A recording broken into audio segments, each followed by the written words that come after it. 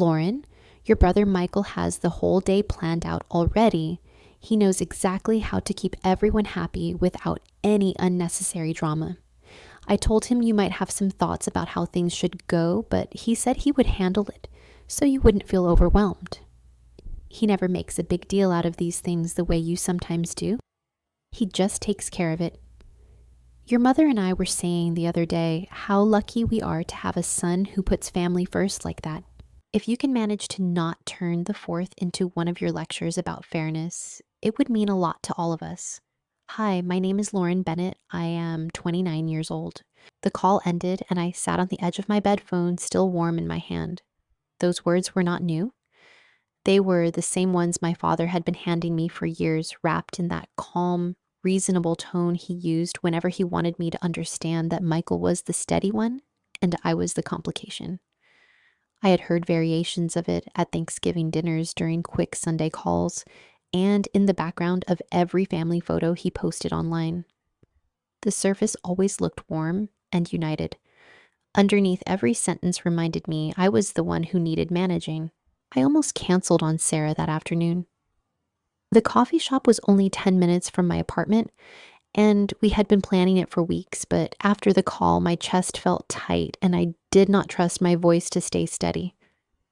Then I remembered how Sarah never rushed me or tried to fix things. She just listened. So I drove over anyway, parked in the small lot behind the building, and walked in, trying to look like someone whose father had not just reminded her she was the difficult daughter. Sarah was already at our usual table by the window, 2 iced lattes waiting.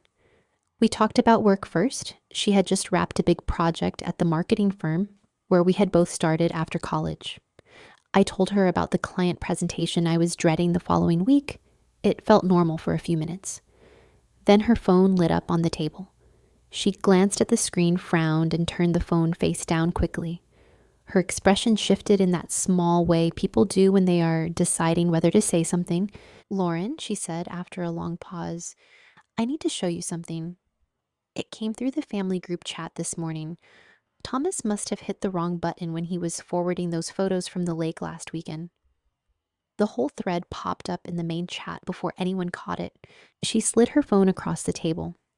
The screenshot showed a private message thread between my father and my brother. I recognized my father's typing style immediately, short sentences, no extra words. The first message read, Lauren will probably find something to complain about again. She always does. Just keep her from making a scene. The family needs to look united, even if she's determined to make everything difficult. My brother had replied, I know, Dad. I'll talk to her if she starts. She doesn't get how hard it is to keep things running. My hands went cold around the edges of the phone. I read the messages twice, then a third time, as if the words might rearrange themselves into something less sharp. They did not. The comparisons were not new, but seeing them written out passed between the two of them like a shared understanding made every past comment land heavier. All the times my father had said Michael would have handled that differently, or your brother never needs to turn everything into a discussion, suddenly had a clearer shape. It was not just preference. It was a story they told each other about who I was. Sarah watched me without speaking. She did not offer the usual, I'm sure he didn't mean it that way. She just waited. I felt the familiar sting behind my eyes and hated that it still showed up so fast. Years of hearing I was the one who made things complicated had taught me to swallow it in the moment and process it later alone. This time, the evidence was sitting right in front of me, and swallowing it felt impossible. I pushed the phone back toward her.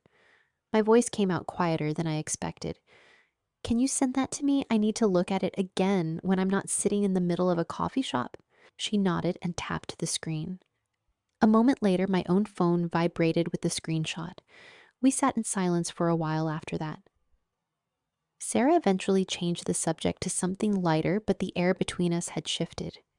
I kept picturing the messages, how casually they had been written, how easily my father had framed me as the person who needed handling, so the family could keep its perfect picture intact. When I got back to my car, I sat with the engine off for a long time. The screenshot was still open on my screen. I could have deleted it. I could have told myself it was just one bad day or one frustrated moment. Instead, I saved it to a folder I had never used before, labeled only with the date. Then I opened my calendar and looked at the 4th of July block I had already accepted. The family was gathering at my parents' house in the quiet neighborhood where I grew up. My Aunt Patricia would be there. My brother and his wife Amanda would be there with their kids. My cousin Thomas, who had accidentally forwarded the thread, would probably be there too. Everyone would be smiling for photos and talking about how nice it was that we all still got together. I had two choices that felt equally impossible. I could stay home and let the silence stretch, or I could go and carry the weight of those messages with me while everyone pretended nothing had changed. Neither option felt like peace. I started the car and drove toward home, the screenshot still glowing on the seat beside me. I did not know yet what I was going to do with it, but I knew I could not keep pretending the comparisons were harmless anymore. If you have ever watched someone you love talk about you like you were a problem that needed managing, you know exactly how heavy that screenshot felt in my hands. Write this one if it hit deep. The drive home from the coffee shop felt longer than the 10 minutes it should have taken. I kept the screenshot open on the seat beside me, the words from my father to my brother staring up every time I glanced over. They had not changed. They still framed me as the person who made family gatherings difficult, the one who needed managing so the rest of them could keep pretending everything was fine. I had spent years telling myself the comparisons were just my father's way of pushing me to be better the same way he pushed Michael. Seeing them written out like that stripped the excuse away. I pulled into my apartment parking spot and sat with the engine off. My hands were still cold. I thought about calling my mother, Karen Bennett, to ask if she had seen the messages too, but I already knew how that conversation would go. She would say my father did not mean it that way, that he was just stressed about the holiday plans, and that I should not make a big deal out of something private between him and my brother.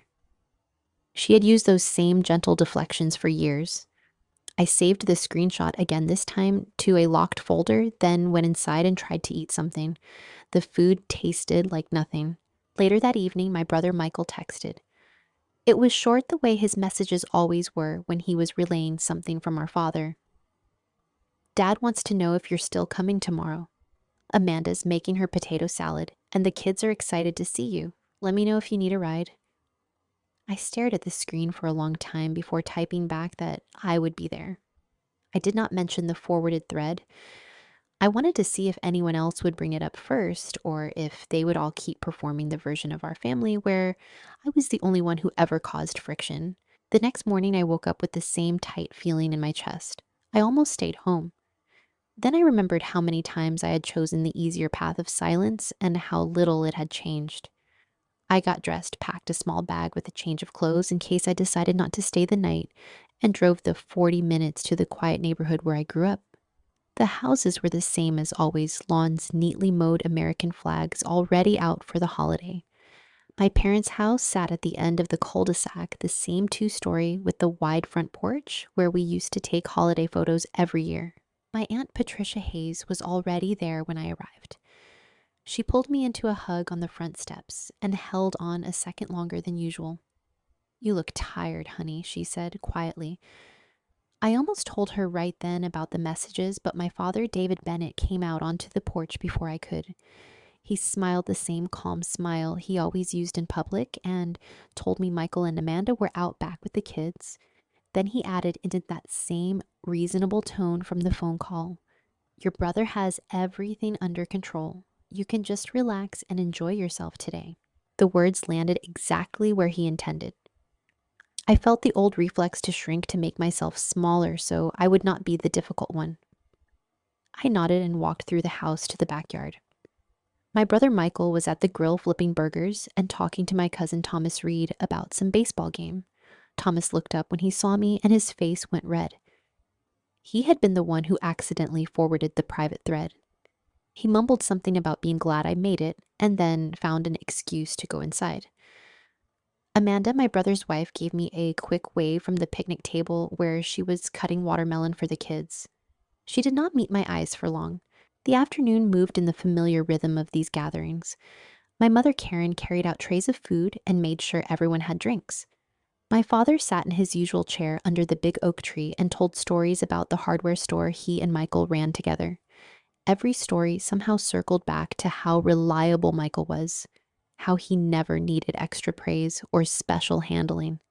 I sat on the edge of the group listening, feeling the old pattern press down on me like a hand on the back of my neck. No one mentioned the group chat, no one acted like anything was different. After dinner, the adults drifted out to the patio while the kids played in the yard. The string lights came on as the sky turned dark. It should have been peaceful. My Aunt Patricia sat beside me on the wicker love seat and asked about my work. I told her about the presentation I had coming up, the one I was nervous about, but also excited for. She listened the way she always did without interrupting or comparing. Then my father joined us carrying a fresh beer, and the air changed. He listened for a minute, then said, "That sounds like a lot of extra stress for not much payoff." Michael never had to chase titles like that. He just put his head down and built something real with the store. Sometimes the simplest path is the smartest one. He said it lightly, like he was offering helpful advice, the same words he had used for years. I felt my stomach tighten. My Aunt Patricia went very still beside me. I could have let it pass the way I always had. I could have smiled and changed the subject so the surface stayed smooth. Instead, I heard myself say, "I saw the messages you sent Michael about me, the ones Thomas accidentally forwarded." The patio went quiet. My father's expression did not change much, but something behind his eyes sharpened. He took a slow sip of his beer before answering. "Those were private conversations between me and your brother. You were not supposed to see them. Thomas made a mistake." My brother Michael had come out onto the patio during the last part. He stood near the door, arms crossed, not quite looking at me. Amanda stayed inside with the kids.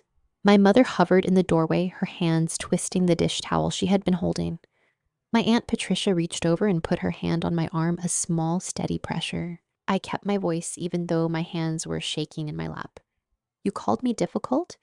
You said I make everything complicated and that Michael has to manage me so the family looks united. That is not private. That is how you actually see me." My father set his beer down on the table between us. His voice stayed calm, the same tone he used when he was explaining something simple to someone who did not understand. "Lauren, you have always been sensitive about these things. Michael and I were just trying to keep the holiday from turning into another one of your discussions about fairness. The family does not need that kind of tension right now."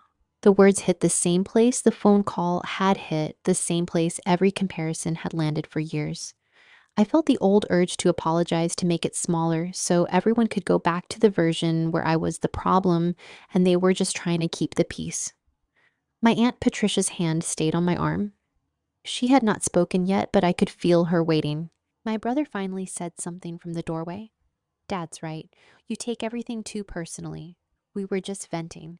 It does not mean anything." I looked at him, then at my father, then at the string lights glowing above the patio. The surface of the family was still holding, but only because everyone was still choosing to pretend the crack was not there. I stood up slowly. My legs felt unsteady, but my voice did not shake when I answered. "It means something to me," I said, "and I am done pretending it does not." I walked back into the house before anyone could answer. My mother called my name once, soft and uncertain. I kept walking. In the kitchen, I found my purse and my keys. My Aunt Patricia followed me to the front door. She did not try to stop me. She just said, "Call me when you get home." "Okay." I nodded. Outside, the night air felt cooler than it should have in July. I got into my car and drove away from the cul-de-sac without looking back in the rearview mirror. Halfway home, my phone lit up with a text from my father. It was short. "We can talk about this tomorrow when everyone has calmed down. Do not make this bigger than it needs to be." I did not reply. I pulled over at a gas station, saved the new message to the same locked folder as the screenshot, and sat with both hands on the steering wheel until my breathing evened out. I had gone to the gathering hoping I could still find a way to keep the peace. Instead, I had said the thing I had been swallowing for years. The surface harmony was already cracking, and I did not know yet what would be left when it finished breaking. I started the car again and kept driving toward my own apartment, the locked folder on my phone heavier than it had any right to be. The drive back to my apartment felt different this time. The roads were the same, the late night traffic light, but something inside me had shifted on that patio. I kept replaying the moment I said the words out loud. My father's calm deflection, my brother's quick agreement that I took things too personally, my mother hovering without stepping in. Only my Aunt Patricia had stayed steady beside me. I had left before anyone could pull me back into the old pattern of smoothing things over. When I got home, I sat on the couch with the lights off and opened the locked folder on my phone.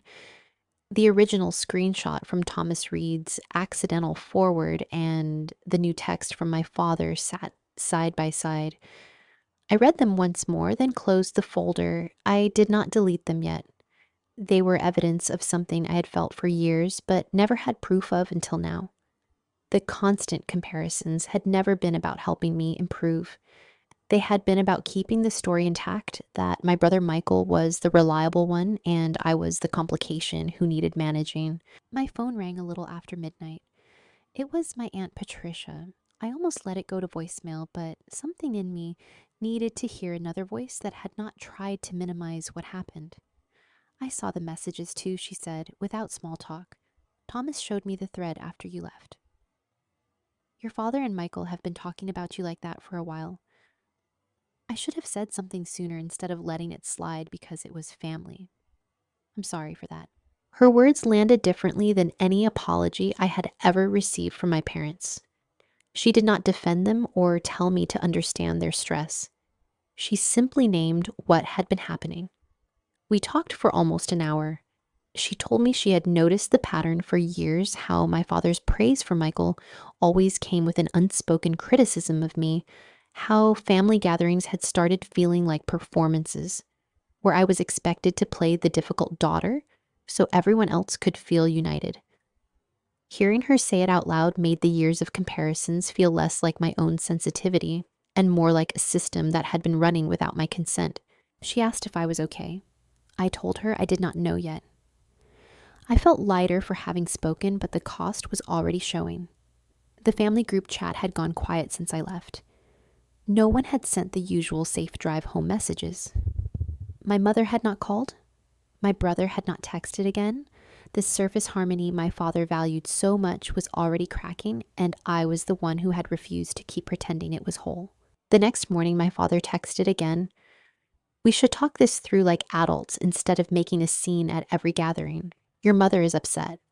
Michael thinks you are overreacting again. I stared at the message for a long time. The old version of me would have called, apologized for ruining the holiday, and promised to do better at keeping things light. That version felt far away now. I typed back once and only once. I'm not coming to any more family events until the conversations about me behind my back stop. I need space to figure out what our relationship looks like without the comparisons. I will reach out when I'm ready. I hit send before I could second guess it. Then I put the phone on Do Not Disturb and went for a long walk around my neighborhood. The quiet felt different than the quiet I used to force on myself at family gatherings. This quiet belonged to me. Over the next few weeks, the distance grew on its own. My mother sent one careful text asking if I was coming to a cousin's birthday dinner.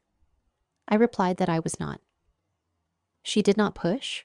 My brother stopped forwarding the usual store updates he used to send me. Thomas Reed sent a short apology for the accidental forward and then went silent too.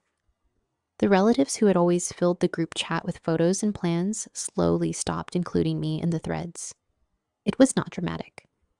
It was the quiet withdrawal of people who had grown used to the version of the family where I absorbed the tension so no one else had to feel it. My Aunt Patricia kept calling. She checked in without asking me to fix anything or come back to the table. One evening, she told me she had spoken to my father privately and told him the comparisons were not protecting the family, they were eroding it. He had not taken it well. She said she was choosing to spend less time at the big gatherings too. Hearing that someone in the family was willing to see the pattern and step back with me gave me a small, steady place to stand while everything else shifted. I went back to work the Monday after the 4th and threw myself into the presentation I had been dreading. The client meeting went better than I expected. My manager pulled me aside afterward and asked what if I had ever considered applying for the open director role on the strategy team. The old reflex tried to answer that it sounded like too much pressure that I should stay where I was stable. I heard my father's voice in my head for a second, the same tone he used when he said Michael never needed extra titles. Then I heard my own voice instead. I would like to apply, I said. The words felt strange and right at the same time. In the weeks that followed, I filled out the application, updated my resume, and practiced the interview questions with Sarah Klein over video calls.